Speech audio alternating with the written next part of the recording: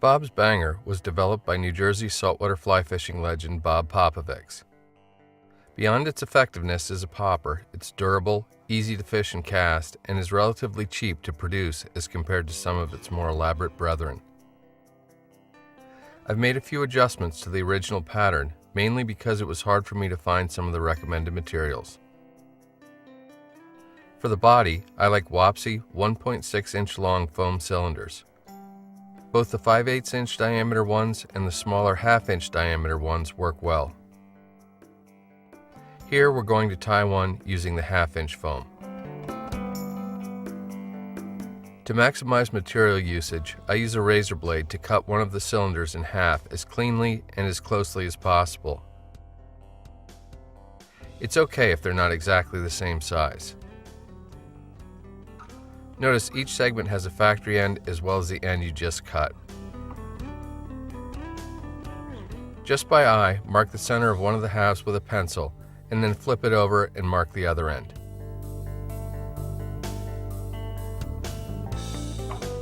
Push a dubbing needle held square to the end of the cylinder almost all the way through to the other side.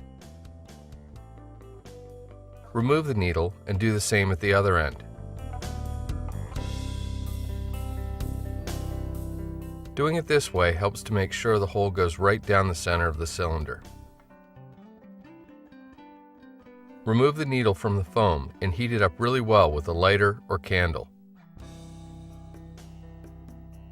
Run it through the hole you just made to widen it a little. Flip the cylinder over and repeat the process. This larger hole allows the foam cylinder to more easily slip over the hook eye. To add color, flash, and protection to the foam, I really like the prismatic sheets and eyes from Witchcraft Tape. Start with a single sheet of adhesive back tape. Mark the backing with a pencil at a length equal to that of your foam cylinder.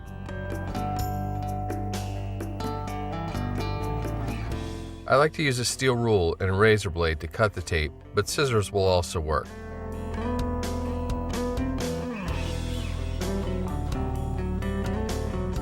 Remove the adhesive backing and align one edge of the tape with the factory end of the foam.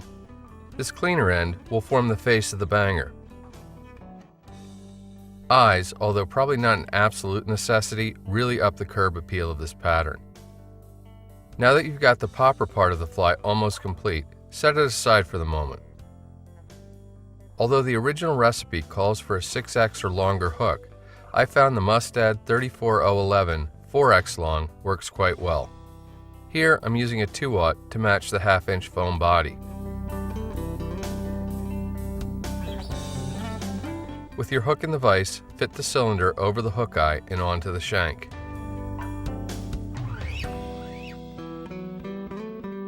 Load a bobbin with reasonably heavy thread, here UTC 140 denier in white.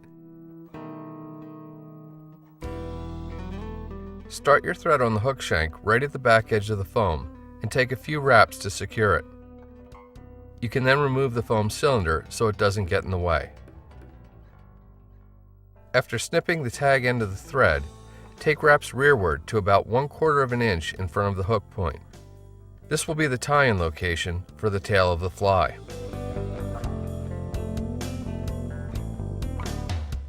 Snip a clump of bucktail free from the hide and strip out both the extra long and extra short hairs.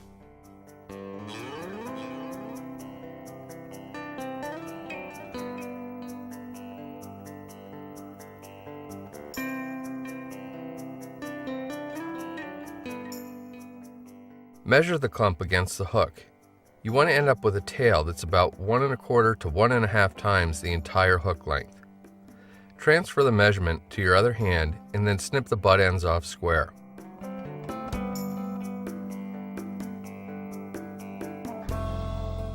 Holding on tight to the bundle, place it on the hook shank and take wraps to secure it.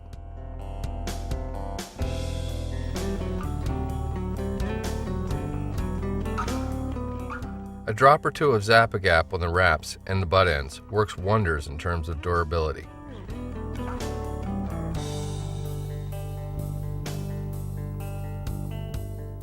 Estaz or cactus chenille is used to create the midsection on a banger.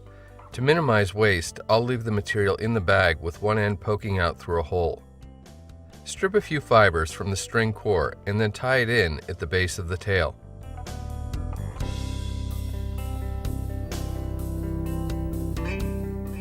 Work your thread up the shank to the tie-in point. Now, make tight, adjacent wraps of Estaz up the shank.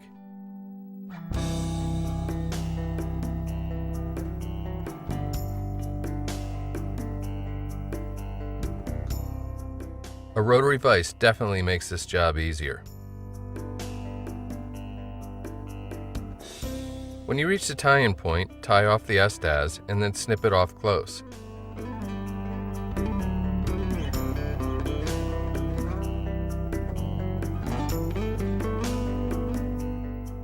As you can see, there was no Estaz wasted.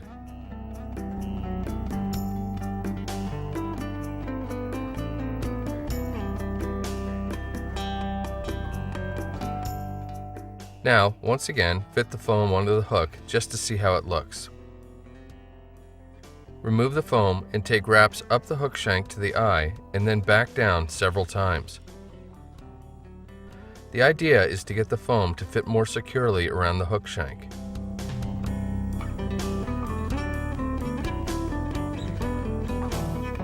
Do a couple of 5 or 6 turn whip finishes to really secure the thread immediately behind the hook eye.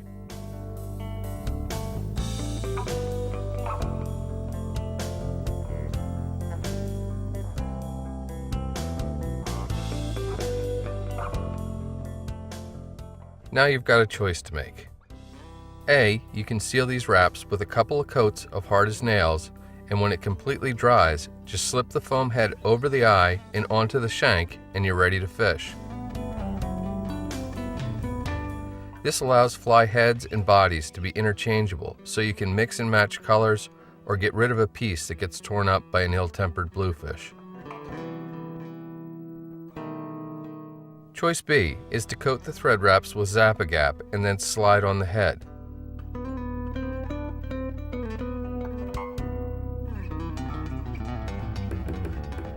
When the glue dries, the foam cylinder is on there to stay.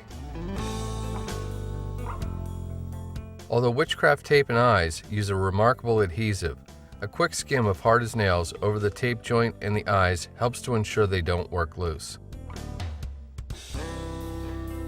And there you have it, one regulation Bob's Banger, ready to do battle with the toothiest of sea creatures. Try different colors and sizes. Bob's Bangers are a must-have for any saltwater fly box.